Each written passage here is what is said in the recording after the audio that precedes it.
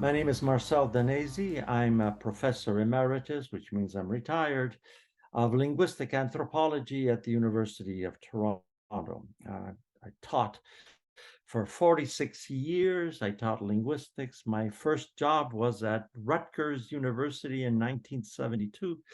And I became interested in the nature of political lying and how it manipulated people at that time, because that was during the Watergate hearings, and I was teaching a course both in general linguistics and on Niccolo Machiavelli in the Italian department. And the two kind of dovetailed, and they came up in both my courses at the time. To my surprise, around 2016, a similar event occurred in the United States with the ascendancy of Donald Trump, and it reignited my interest in lying, of political lying, and of course then Putin and others with a similar pattern. And here's what I decided to study. At first, along with my students, I had large classes. Everybody would write essays, became fascinated by it, as you can imagine. And what caught my attention is that throughout history, the same kind of mind formulas were exploited by the same type of discourses. It could have been in Italian, in Russian, whatever language. It's the underlying, the unconscious level, which had the same thought formulas. I'll give you an example. The idea that people are animals, that's a thought formula. Every language that I've studied has it. Now, if I call someone a gorilla, and it's just a way of being critical or ironic, it lasts for a second and then it dissipates. However, if I use a word such as parasite and label it at a group such as the Jews, then I'm doing something differently, because that simple metaphor has a historical valence. It goes right back to the medieval ages. It's in our myths. It's in other narratives. It's in all kinds of linguistic artifacts that seep into the culture, and these are absorbed by the mind. The great manipulator knows this and is able to tap into it, extract it, and use it to his benefit. It's usually a he, and so I'm going to use that pronoun. The perfect example is Hitler. His idea that the Jews were parasites who were trying to take over the world, which is the second thought connected to the Jews, that they are part of a cabal that is trying to take over the world. So it's not just simple lying. It is a way of tapping into these thought forms, these mythological structures that are in our brain, dormant, latent, that can be extracted and manipulated and brought forward. When I saw the MAGA myth come forward, I thought to myself, that's a version of the myth of a race that is being attacked from the outside, from those who are not part of the culture. And it's always the idea of fear that our culture, our real culture, is being attacked, impugned. That's what interested me. And what I found was that, you could really narrow it down to about 5 to 10 what are called conceptual metaphors that exist almost across the world and are understood that way. And these can be used to ignite hatred, to ignite fear, and to create belief systems, which, when switched on, I used the metaphor myself, switched on in the neurocircuitry in the brain, almost impossible to switch off. I mean, that's not just in politics, that's in everything we do.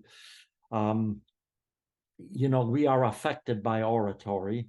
It could be good oratory, it could be bad oratory. I start off my book by analyzing the dream speech by Martin Luther King, which is still reverberating among people. I mean, those words had significance and they reverberate and seep into the unconscious. But so is Nazi speeches and oratory, which is still reverberating in a negative way. So that's what I got interested in. And that's why I decided as a linguist. I didn't do it in 1972. I was a rookie professor. I was afraid to try out my ideas in a public forum. Well, I said, here I am. I'm past at the time I was past 75. Said it's time for me to use linguistics and even semiotics, which is my other area, to do something to raise awareness of what is happening, because it seems to me that we are all of us, susceptible to speech that is based on this metaphorical substratum, which can come from the right or the left. And I have to make this distinction because I've been getting, after I wrote this article for Politico, a lot of hate mail myself, which I did not expect. It doesn't matter what these are modern notions of right and left, and they're convenient dichotomies, binary dichotomies. Stalin could be from the left. What was Hitler from the left? Mussolini from the left or the right? Who knows? But Mussolini came onto the scene as a socialist. So it comes from any angle. In fact, as Machiavelli said, it doesn't matter what ideology you espouse. It's the language that you use that can shape the ideology that you want to impart. And that's what I tried to study in this. And I'm hoping, I think it made a bit of a difference among some people, but we live in a world that's instantaneous. You have your 15 minutes of fame, unless you're a Noam Chomsky, as I was talking to Bob Greenberg about, and then things disappear very quickly, especially in the global village in which we live. I'm asked a lot about, well, what's a solution? First of all, those who are into that belief system, into the what I call the Da Vinci Code effect. You believe the narrative, you're in it. They don't see any solutions other than their own. So a solution means from someone who is not into that conspiracy or that mindset. There are, I think, true values, ethics. There are such things as, social justice versus unethical forms of behavior. I do believe it. Of course I do. Now, if someone believes in a flat earth, how do you change that mind? I thought about it a few times. The first thing you never do is what I learned when my daughter was a teenager, simply be moralizing and say, well, you're wrong. You don't know that much, because that'll just put your defense mechanisms, they start to become resistant. I mean, it happens in academia all the time. You attack another academic, even if that academic is probably wrong, a defense occurs. I'm going to defend myself to the end. So cannot moralize, cannot attack people. It's nonsense anyhow. It doesn't work. And it's just offensive. History teaches us several lessons. Number one, I hate to be, I don't know, sentimentalist in any way and to use cliches, but, as a believer in metaphor, maybe cliches have a truth imprinted in them. Eventually, the brain recalibrates itself. The brain is a communal brain, a group think, that after a while, we seek truth that is not destructive of others. It happens. These come in cycles. I'm also a believer in the philosophy of another Italian named Giambattista Vico, who said that history goes in cycles. We are in a cycle. And when it's a cycle of hatred, there's very little you can do until it goes around and comes back, and there is a reimagination of ourselves and a reconstitution of ourselves. So it will happen on its own. It's one thing that history teaches us. Number two, If we think of the brain as not as an individualistic organ, and it is, but it as a common survival organ.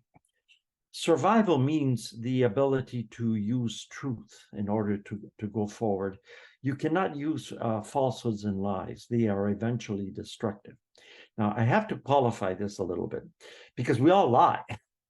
We lie defensively. We lie, to avoid embarrassment. We lie to self-aggrandize ourselves to others. Sometimes we put on a bit of a fake performance to say, well, I'm something that I am not. These are all they will not destroy society. What does is what I call a manipulative lie, a conceptual metaphorical lie, which then penetrates groupthink and stays there for a while until events happen external to it that bring about a kind of epiphany. And I use the word epiphany in opposition to apophany. What do I mean by that? Well, psychologists call the false narratives that occur, like QAnon narratives, a form of apophenia, where you have dots here and there that are disconnected. But if you give them a core metaphorical center, there's a cabal behind it all, then you connect them. You connect them. Once they're connected across that metaphorical core, which is called apophenia, you start to believe it, and it's called an apophany, a false epiphany. You say, of course, this is what's happening. Of course, people are against Donald Trump because he is our savior against the cabal, the deep state, as they call it. You can call that metaphor in various ways throughout history. It's that the apophanies do not last. They don't. They eventually dissipate. And we just need, oh my heavens, my father always used to say it, Marcello, pazienza, patience. We in modern societies, especially North American societies, Canada and the United States, we want instantaneous solutions. What's the solution? What's the magic pill? Well, the magic pill is patience. It'll happen on its own. And that's the lesson of history.